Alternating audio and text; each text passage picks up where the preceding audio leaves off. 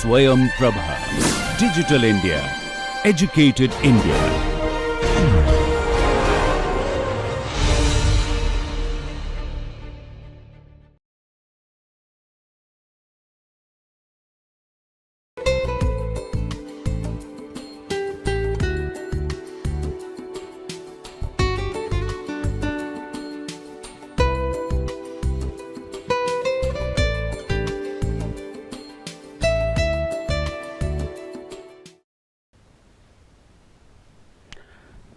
Friends, today we will be talking about motivating oneself, and motivating oneself is the self motivation, and in this topic we will discuss about motivation and self motivation, self motivational process, and then we will link the self motivation to brain mechanisms to derive certain strategies to motivate yourself. Motivation is derived from the Latin word movere, which means to move, and motivation relates to the force, stimulus or influence that guide people to do the things they do. It is a call for action or behavior. In Indian psychophilosophical systems as well as in Freudian systems, motivation is something to attain pleasure and avoid pain.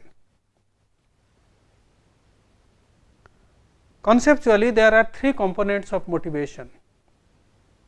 One is direction, what the person is trying to do, effort, how hard the person is doing it, persistence, how long a person continues to do it. Take the story of a person who was making a statue in Milan. Milan is the city in Italy,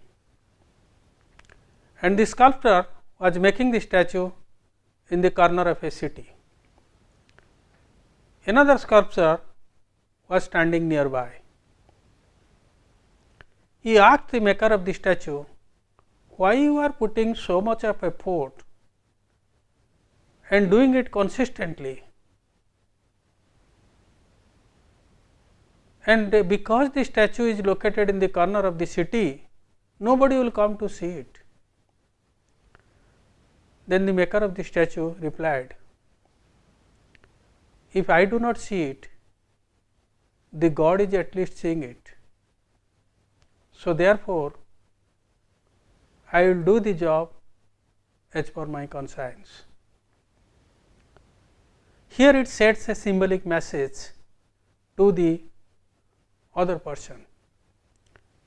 It says that savvy work is not expected out of me. The work I do must bear the seal of excellence and perfection in it.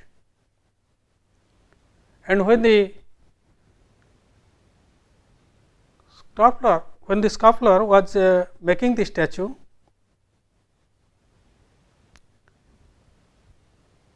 he was trying to do it,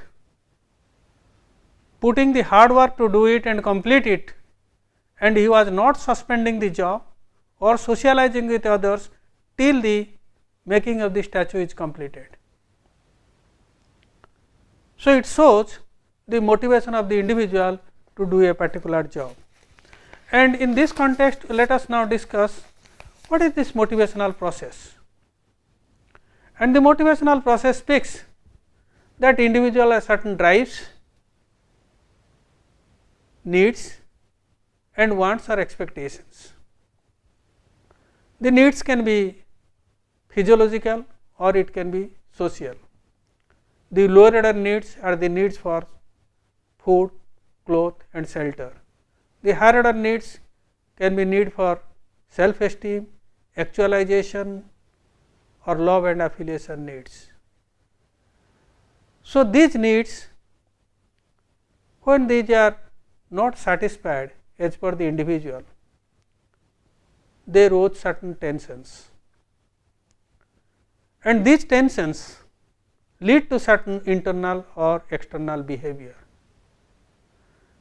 And by the external and internal behavior of the individual reaches the goal and satisfies the need, and there is a tension reduction and need satisfaction.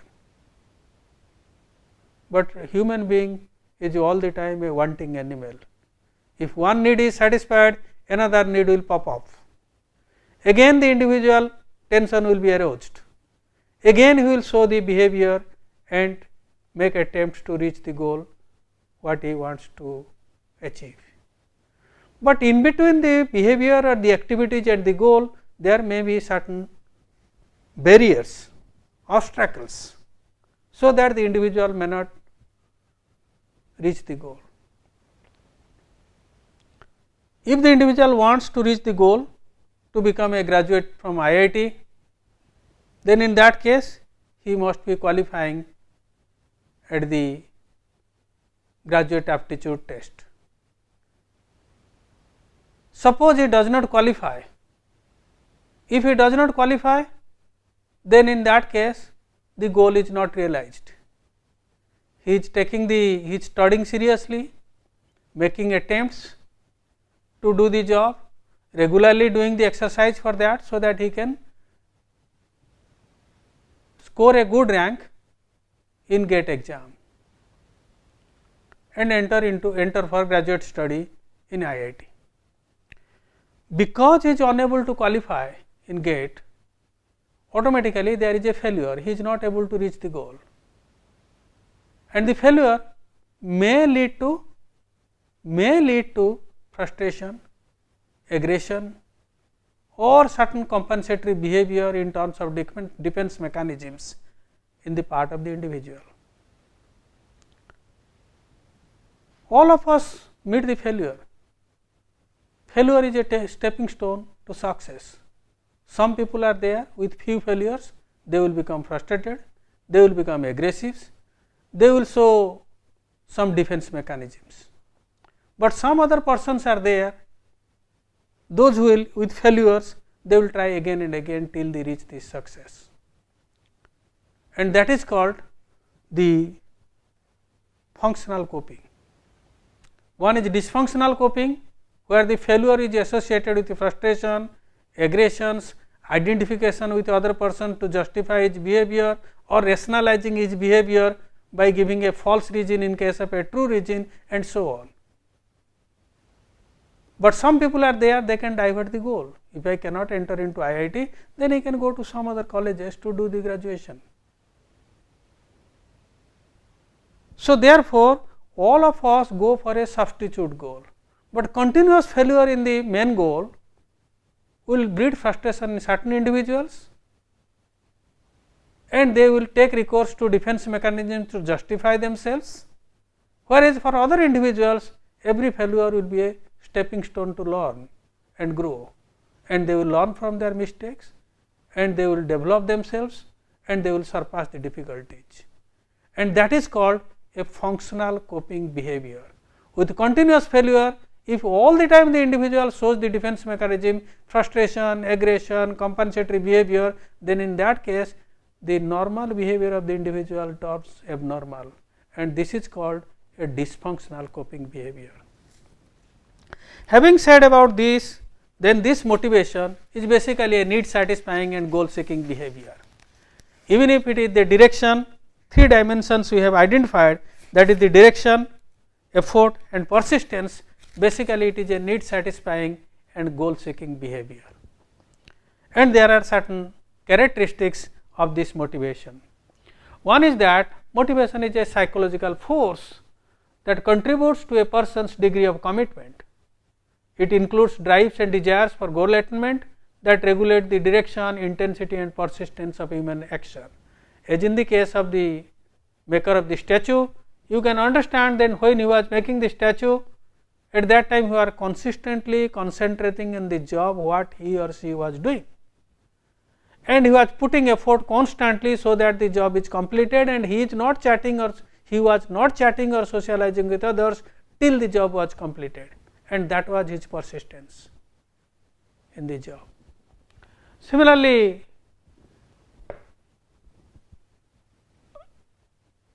and the desires and drive cause behavior, but but they may be the result of behavior. For example, a person's desire for accomplishment may be made keener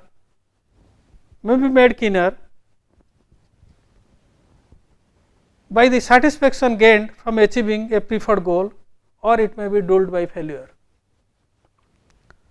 Motivation is not independent of environment.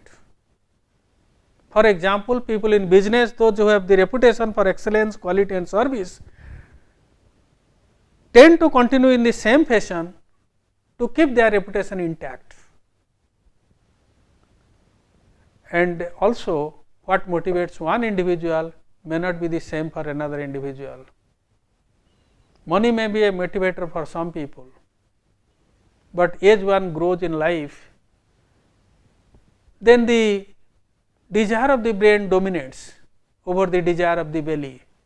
The person may wants to do something by which he can contribute something to the community.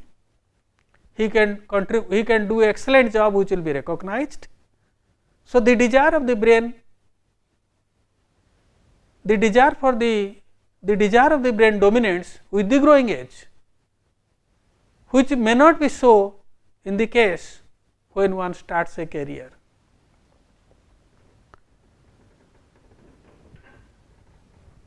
And the motivation for each person changes from time to time, even if the person behaves in the same way. If the person is getting a promotion by working in the organization, in the next time once he gets the promotion, he will work harder in order to get more promotions quicker. So, therefore, motivation of the person changes from time to time, and motivation of the people is beyond this carrot and stick approach. It comes from the idea, you show the carrot in front of the donkey and jab him behind with a stick, the donkey will move. This is in the case of human beings. The parallel is that you give the money, the person will be motivated to do certain things, and financial reward is completely linked with motivation. But think of the people, great motivated people like Mother Teresa, Mahatma Gandhi. They were driven by a cause, and they wanted to achieve that. They are not driven by money. So, therefore, what your inner core wants to do, what your inner self wants you to do, that will be the propeller of your behavior, and you will find that you have a passion to do that. And lastly, motivation requires periodic recharging. In winter months, we continuously keep the heater on, so that heat will be there in the room. If you off the heater, heat will escape and will experience cold. Similarly, once the people are motivated, then the conditions and the ambience must be created in such a way, so that motivation can be sustained over a period of time till their goals are achieved, or the situations in the organizations, the conditions through coaching, counseling, mentoring, education, participation in goal seeking, participation in goal setting, problem solving, decision making, this should be sought in such a way, so that the motivation of the person will continue till the organizational goals are achieved or the productivity hits the plateau. Having said about the characteristics of the motivation, you can easily understand that the motivated people are those who can transform their lethargy to energy, desire to determination, aspiration to achievement, and non utilization of their skill, knowledge and attitudes to the utilization of the same. And the motivated people, that they will take responsibility, they will put effort willingly, they will give their best, adhere to quality, show performance and feel committed to the organization they serve. Contrarily, in case of non-motivated people, you will be finding absenteeism, increased accidents, wastage of raw materials, violent behavior, indiscipline, sloppy work habits, apathy, errors in assembling materials, filing and reporting. Once these demotivated symptoms surface, then steps must be taken by the organization or by the environment, so that the dysfunctional behavior of the employees can be arrested through counseling, rewards or other means. And there are, to explain these motivations, there are very many theories are there, and the theories can be broadly classified into two categories. One is called the content theory, another is called the process theory. The content theory speaks that the needs and in what order the needs will drive the individual to do certain things or energize the individual to do certain things. Contrarily, the process theory speaks how the individual feels motivated, what goes on in the mind of the individual to initiate, continue or stop a behavior. And some of the theories I have mentioned which are relevant to the self motivation, and this will be discussed briefly. Say in Maslow's theory, it says that there are 5 needs in the hierarchy, and the individual, as you see in the transfer, as you see here, the individual will try to satisfy the needs one after the another. First he will satisfy the physiological needs, need for hunger, thirst, sex and so on. Then he will go to satisfy the safety and security needs like house, living in a good community area. Then he will go to satisfy the belongingness and love needs, where he can give love and get love. Then he will satisfy the self-worth needs through recognition, through competency in having skill, knowledge and attitudes and getting recognition from others. And lastly, he will satisfy the self-actualization needs. The self-actualization need speaks that the individual will do what he internally feels to do, and the internal, the higher self, what the individual internally wants to do. Maybe the individuals may like to be a good parent or a good artist, recognized artist, or a scientist or a lawyer or a good spouse. So, therefore, what he internally wants to be, if he can become that, that is the stage of self actualization. However, in the modern organizations, the self actualization hardly occurs, because they fail to connect what the individual internally wants to do and what he is doing on the job. If there is a proper connection between the two, then the individual will satisfy his self actualization needs even working in the organizations. Next is another is the Hedgeworth's theory, which is a 2-factor theory. The theories are factors are intrinsic and extrinsic. Extrinsic factors are external to the job, like working hours, fringe or extra benefits, salary,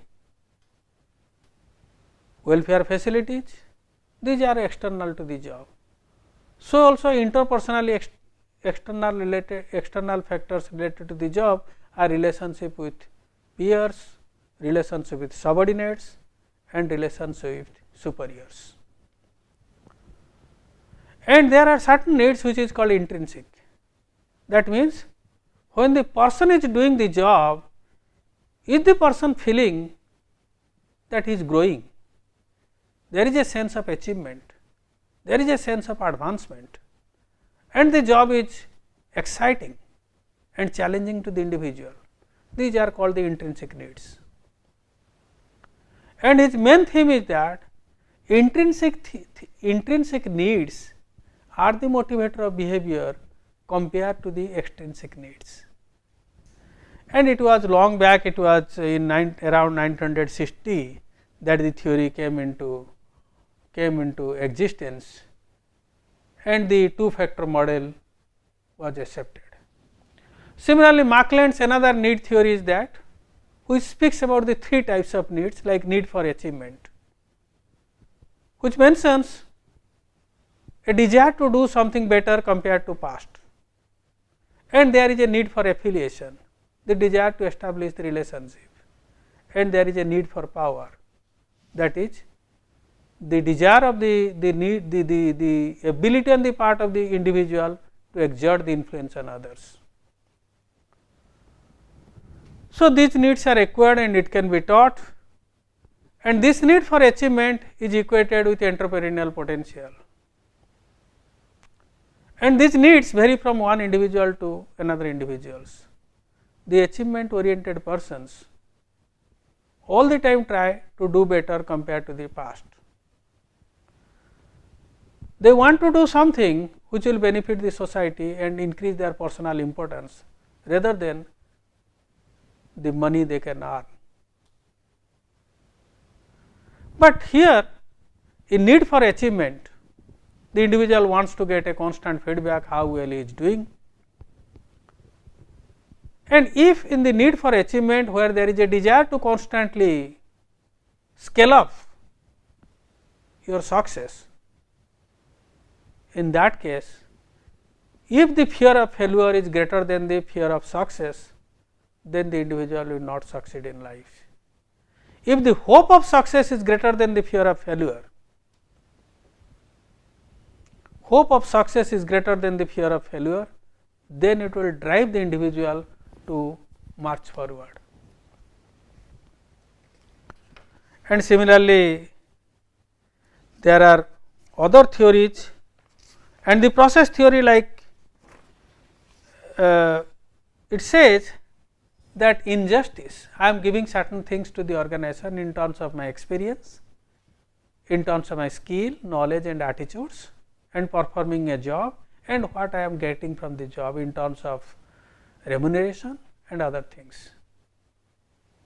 So, the individual compared his outputs and his inputs, or person's outcomes divided by person's input with those of the others.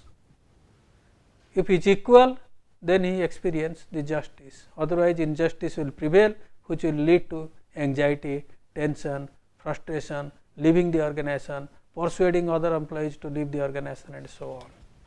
Another theory, the expectancy theory of Bloom, which says that the force to act is a function of expectancy into valency.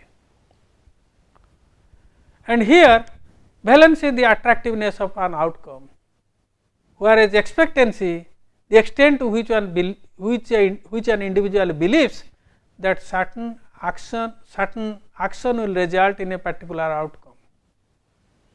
That means, if I do the hard work, then it will lead to promotion,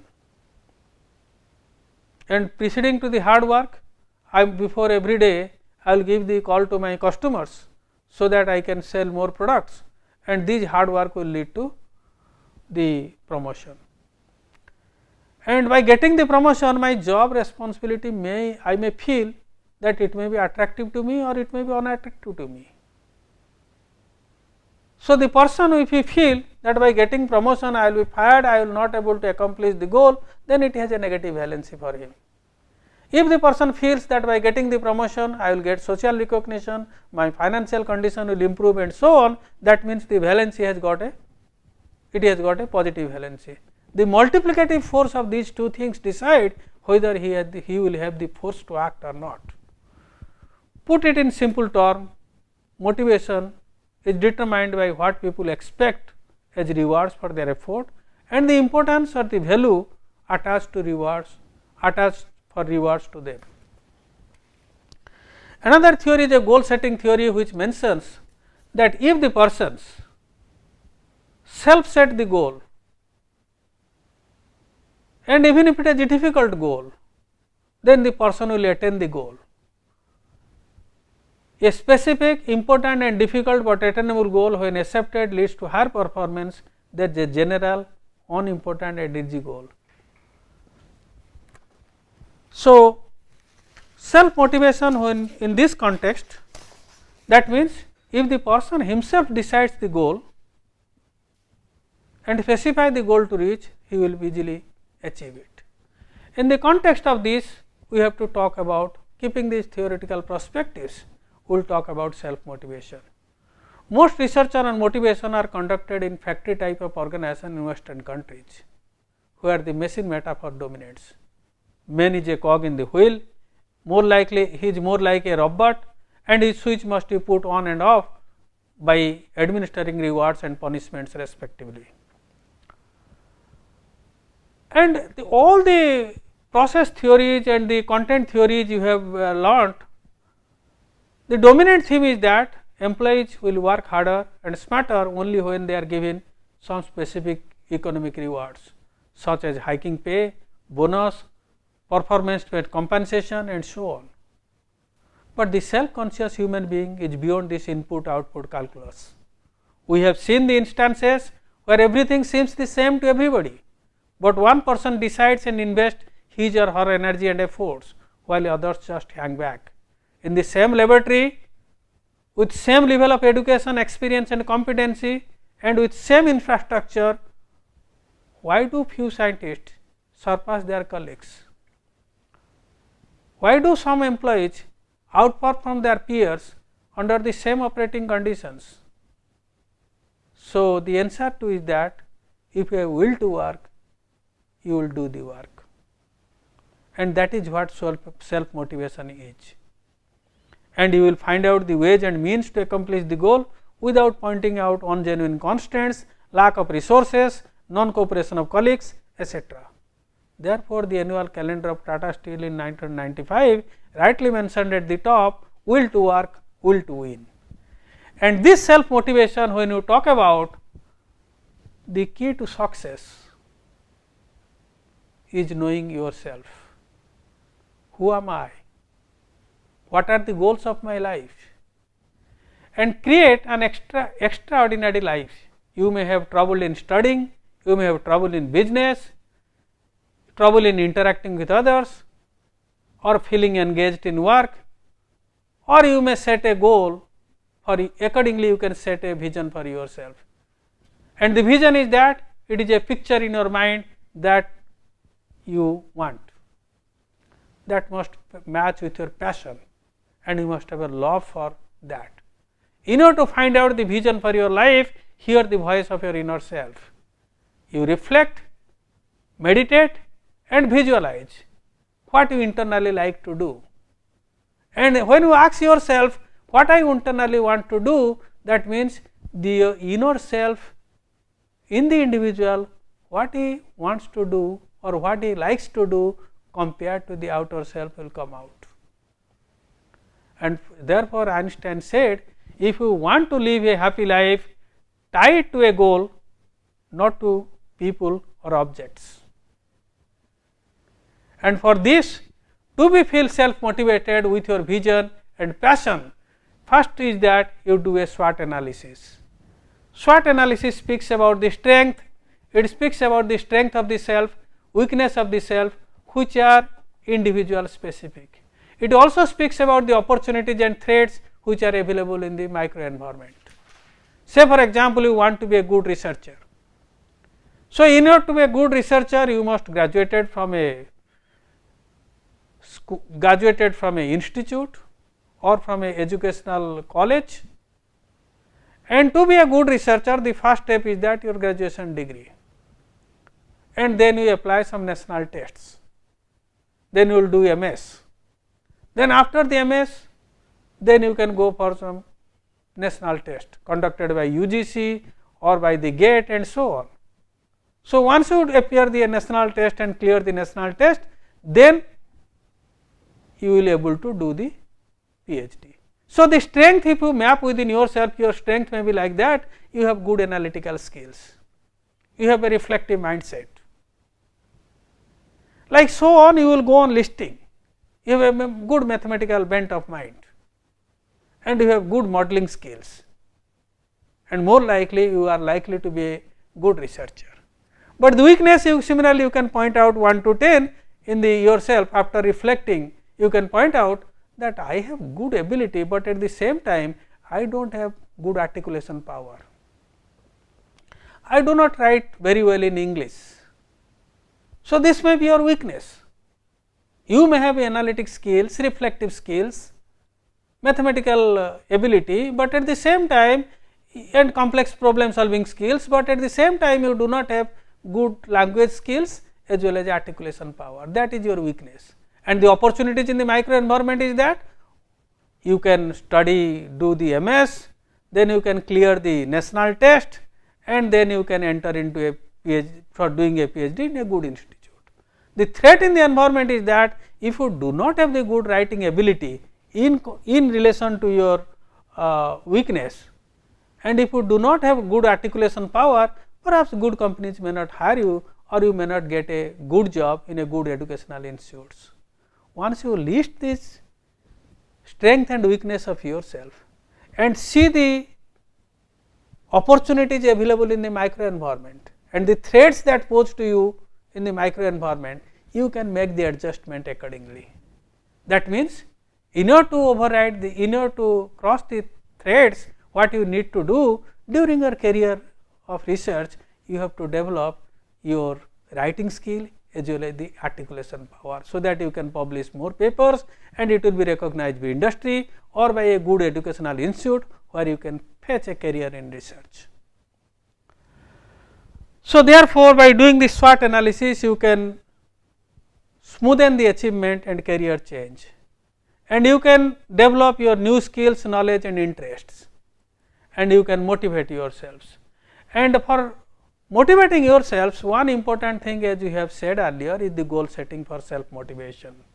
Read the success stories of leaders, executive, reformers and others available in book, journals, internet sites and business magazines, and set a moderately difficult, challenging but achievable goal considering your competency in accordance with the Locke's goal setting. Because if you set a goal which is beyond your competency and ability, you may not achieve it. The set goals needs to go with your passion, as likely the self actualization in Maslow's theory. You must have a love of doing it. If the goal is too difficult, it becomes impossible to succeed and creates a negative attitude towards the goal. If the goal is too easy, it kills the motivation to work hard. A self set difficult goal affects your attention, effort and persistence, and you must able to set the goal for yourself and break down the main goal or the long term goal into different short term goals to make each goal more specific rather than general. Decide the priority of the goals, set the deadlines for the accomplishment of each goal, try with the easiest short term goal, initiate actions, improve your skill, knowledge and attitudes, and accomplish the short term goal, and likewise you will go on accomplishing one goal after another till you complete the long term main goal. Get the feedback based on your actions and new expertise, assess how well you are progressing towards the goal. With every success, reward yourself, celebrate with friends, continue similarly with other short term goals till you accomplish the long term goal. This is a process similar to plan, do, check and act. And here is a story of Dave. Dave from early childhood thought to have a hotel which is one of the best hotel in the world. As a boy, he had not a very good childhood, parents were divorced, and he had never met his biological father. Every day he wrote in his diary that I will make a hotel which will be one of the best hotel in the world. So, in order to do so, he tried to do work after studying. After studying he tried to work in hotels, earned some money, deposited the money. When opportunity came, he started with a small hotel. And knowingly that whatever money he is investing, it may be a complete loss or it may be a complete success. He invested the money and he worked hard, consistently worked hard to reach his goal, and ultimately they made a hotel in USA which is a $20 billion business now. So, this is how you can set a goal for yourself, try to achieve it, know about the business, know the tricks of the trade, then attempting to enter into the trade, then working hard to achieve the success, and finally you are reaching your goal that you internally wants to achieve. Sometimes inspirations from well wishers, mentors, gurus, they will also initiate your self motivation. You know about the great work of Kurukshetra. Arjun was grieved with despair and despondency and was reluctant to slay the noble minded elders and his kinsmen. Sri Krishna, with persuasive logic, made Arjuna aware of his duties and inspired him. Sri Krishna mentioned, either killed in battle, you will attain heaven, or being victorious, you will enjoy the earth. In either case, you will only be the gainer. Performing one's duty in the war field is the only way to salvation. Such dialogue leading to awareness and inspiration from Sri Krishna elevated Arjuna to a higher plane, and it led to action. So, also the superiors others can do to you to transform you from inaction to action. Many of the NGOs, those who are working in the rural areas and involved in micro planning, they also do the same. Identify the needs of the people, then prepare the plan with the involvement of the people, then execute the plan with the involvement of the people, which ultimately transform their life. So, initiating from the need and the goal identification to success is a step which is also crossed in micro planning in rural areas.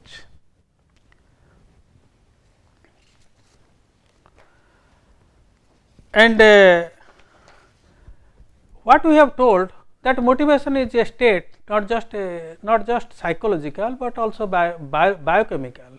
If you know a bit of brain chemistry, you can use some of the specific ways to sharpen your motivation. Low dopamine levels can lead to lack of motivation, fatigue, addictive behavior, mood swing, and memory loss. There are about 86 billion neurons in the human brain. They communicate with each other through brain chemicals called neurotransmitters. Dopamine is a neurotransmitter that is the key factor in motivation, productivity, and focus. Then learn how to increase your dopamine naturally. Here are some tips. Believe in yourselves. Build your identity as a go-getter by forming mental movies of yourself, feeling motivated and achieving your goal. Surround yourself with others who believe in you as well. Research shows that being told you will perform well by others releases dopamine too. And in psychological term, we call it the self-efficacy. If the person feels that he has the ability to perform, his ability to adjust with the adversities or ability to surpass the difficulties, he can do it. And recall the pleasant past memories. A study showed that recalling and describing a positive memory of a task increases motivation in that area. So, recall your past performance, excellent past performance, maybe your success in past or in recent present. Set a achievable goal, because as we mentioned earlier, in order to achieve a goal, you have to try with these sub goals. And when you try with the sub goal, dopamine is produced every time you achieve something, no matter how small it is. The brain enjoys frequent feedback to let it know things are progressing towards a final goal. Collaborative hobbies of all kinds, like knitting, sewing, drawing, woodworking, home repairing, all these things brings the brain to a meditative stage. These activities increase dopamine and protect against brain aging. Listening to music also can release dopamine. It does not mean that you will listen to music, even thinking to that you are just anticipating of listening to music can release dopamine. Use the mind, because you can strengthen any circuit of the brain by simply using it more, making it easier to go that way naturally next time. If you do the mental work in old age, the brain center will be continuously activated. Laugh yourself to be happy. The average child laughs 300 times a day, but the adult laughs only 5 times a day. Laughter is the best medicine. One way laughter works to reduce pain, boost your immune system and increase happiness by boosting the level of dopamines. Exercise with others, so that you can get the signal from others how others are performing and how well they are performing. Other performance will be the motivator for you. Drink coffee, because coffee is known to release dopamine into the brain, as well as having the ability to increase your mental focus. There is evidence for this. Take nutritious food that you like, that will release dopamine. Your motivation is based on your own introspection and change in the mindset, and practicing certain activities to realize your goal in life. And even if in organization there are different ways to motivate the individual, if you yourself can motivate you to do certain things, that is the best way to succeed in life and surpass others and go ahead. Thank you.